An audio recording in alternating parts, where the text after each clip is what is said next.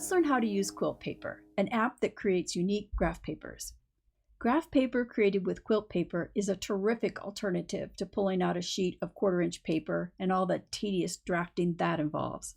Even better, a QuiltPaper can be saved to the Paint tool where you can use color and annotations to plan designs. I'll start with a general tour of the app, then together we'll create a couple of graph papers so you can see QuiltPaper in action. The app opens to this page. As you look to the left, you'll notice a couple of icons labeled Quick Picks. Then, looking to the right, are the 3 included papers, grid, dots, diagonal, followed by a number of specialty graph papers that can be added. Going back over to the left are the Quick Pick icons. What is a Quick Pick? It is a predefined graph paper that can be used as is or edited. They are intended to be both inspirational and a quick start for creating unique papers. I'll switch to the small icon view and scroll through the list. There are examples of papers made from every graph paper, including papers I have not purchased.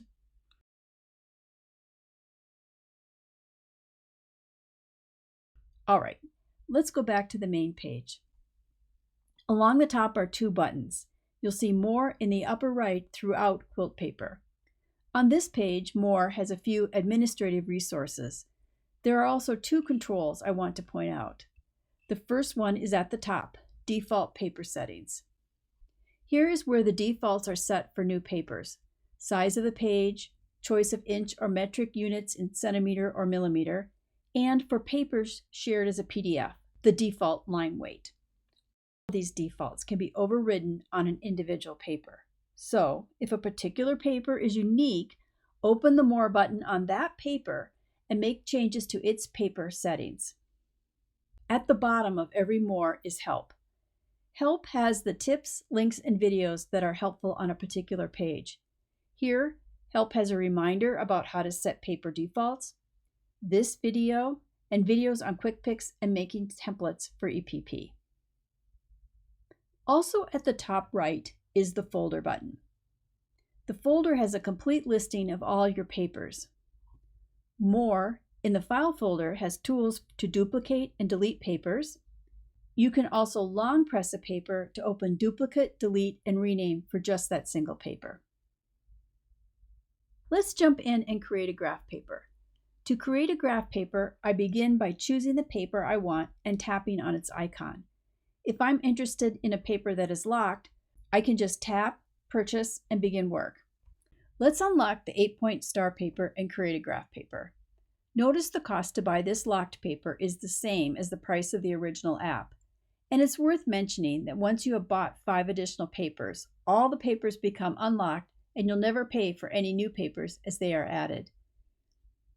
The 8-point star is now unlocked, so I can tap to open it. I'll tap the plus, which opens the edit screen. Every graph paper opens the same way, a starter layout to the left, and on the right is the toolbar. The top tool is highlighted, so a tap anywhere opens it. The star menu controls the overall pattern and size. Scrolling through the list, I can see the effect of each pattern on the layout.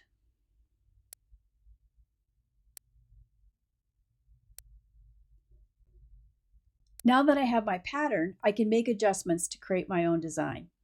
I think I'll leave the line color at the green default, but I'm going to adjust the line to fine to make the grid less prominent. I'm also going to check out the 3 8-point star options.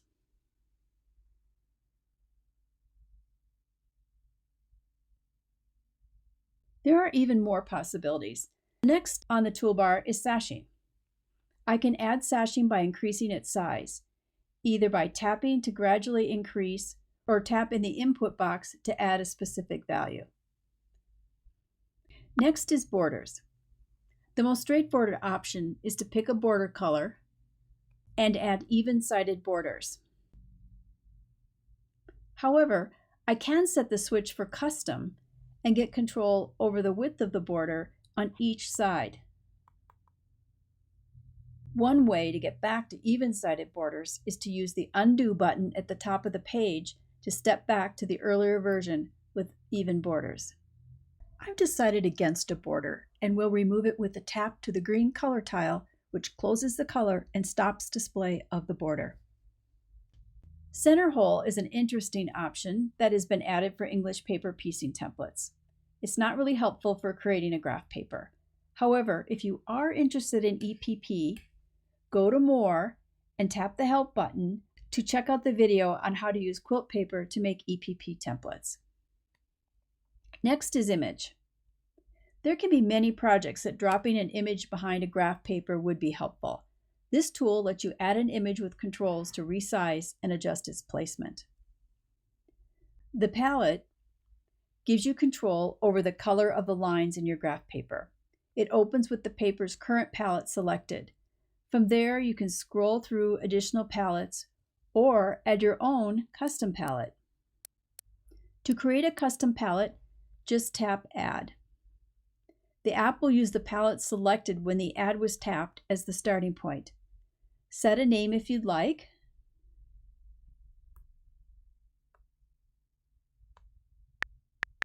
And then create your palette.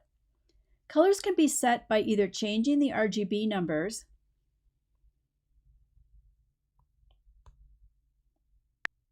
or by increasing or decreasing the value until you see the color you want.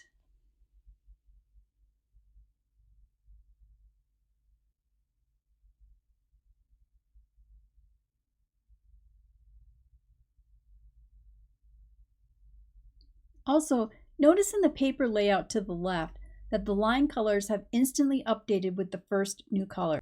The first color on the new palette replaces the green lines because green is the first color in the default palette. Next, text has controls to edit the name of the paper and to add a title on the paper with a choice of font and placement controls. The very last icon on the toolbar is page settings. As I think about printing or sharing, I check the paper size, orientation portrait or landscape, and the margins. Notice that on the layout to the left there is a dotted blue line. It shows the print margins when I'm in page settings. It's helpful to know that QuiltPaper always adjusts the graph paper grid so it fits within the margins. This means you can also use the margin settings to control the overall size of a graph paper. By making a small adjustment to the side margins, I can actually get rid of a column in my design. Finally, let's look at the More button on this paper. First is Paper Settings, where you can override the default settings for the paper. Next are the 4 options to share your paper: Share, PDF, Image, and Print. The first, Share, transfers the file to open it on another device running QuiltPaper. PDF opens the paper as a PDF, which can then be shared. Image exports the image as a PNG with a few adjustments to the background and image size. Finally, Print launches printing. There's one caveat on printing. You should be aware that the transfer of a paper to a printer can sometimes introduce slight distortions. Usually this doesn't matter. However, for some projects, you'll need the grid to print the exact size. When this is the case, print a test page and then use a ruler to measure a side to confirm that it is exactly as you expected. For this paper, I'd expect the side of the star to be a 1/2 inch. If it is not, I'll need to take a moment and find the right combination of settings. If the test page doesn't print at the exact size, open More to open Help. In the Help pop-up, there is a link to guidance on how to print a grid at its exact size. It is the first link listed, Exact Scale Printing. Before we leave this paper, I do want to point out one button along the top that we haven't talked about, the paintbrush. Paintbrush saves the graph paper at a choice of 3 sizes and opens it with a set of tools to color and annotate the paper. Once a paper is brought into Paint, the grid is frozen. So if you later realize you need to make a change to the grid, you'll need to leave Paint, make edits to the grid, and then bring the revised paper into Paint and begin again. Open More to get to Help and find the video on using Paint. Leaving Paint, we are returned to the list page for 8-point star papers. Our new paper has been added with the default name, and the Paint version has been added with a green paintbrush badge.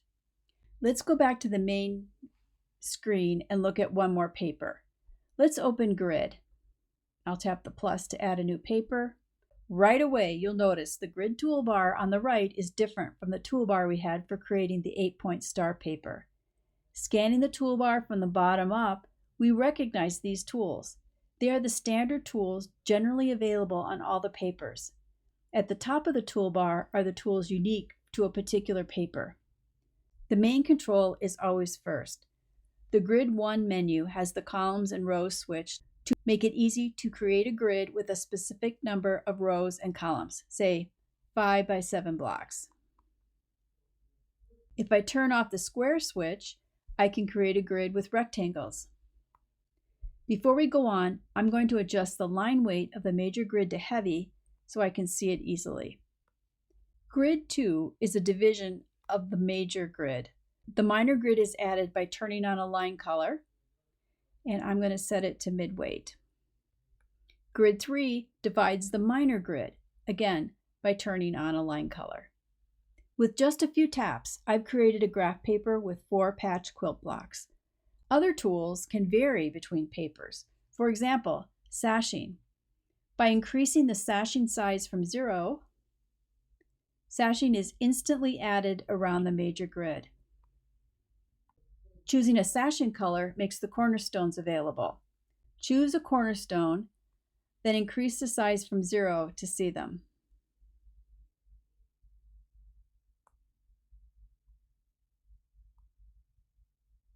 Let's look at one more, triangle. Triangle creates half square or quarter square triangles in the paper. Turn on a line color to add a triangle.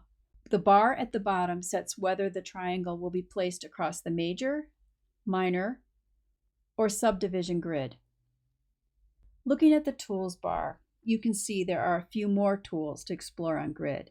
And as you work with other papers, you should find the controls you need to create the paper you want for your project. And that's the overview on how to use QuiltPaper. Enjoy exploring all the tools and other papers. If you have questions or find you can't create the paper you need, please contact us and we'll try to help.